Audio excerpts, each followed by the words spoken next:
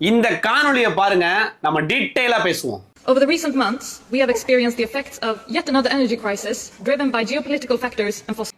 ஸ்வீடன்ல காலநிலை அமைச்சர் தான் தன்னோட குழந்தைய அவங்க தூக்கிட்டு வந்து அமைச்சரவை கூட்டத்துல பங்கு பெற்றிருக்காங்க. இதே விஷயம் தமிழ்நாட்டில் இப்ப நடந்துட்டு இருக்கு. எம்எல்ஏ பல்லவி என்ன பண்றாங்க, அவங்களோட குழந்தைய வந்து தூக்கிட்டு வந்திருக்காங்க. அவங்க குழந்தைய தூக்கிட்டு தான் எல்லா ஒர்க்குமே பார்க்க போறாங்க. ஆனா இதுல இருக்க கேவலம் என்ன தெரியுமா?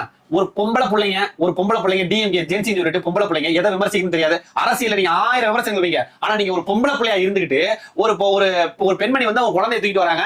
அதுவும் ஒரு வருஷத்துக்கு, அதாவது குழந்தை பிறந்து ஒரு வருஷம் 2 வருஷம் வந்து தாய்ப்பால் கொடுக்குறது மஸ்ட்பாங்க.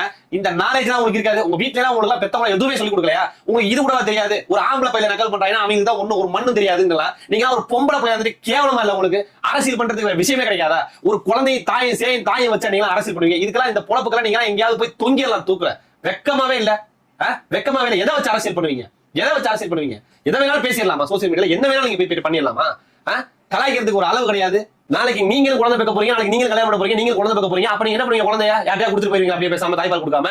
இதெல்லாம் உங்க வீட்டுல போய் கேட்டு பாருங்க. இந்த மாதிரியான ஒரு விஷயம் நடக்குது தமிழ்நாட்டுல.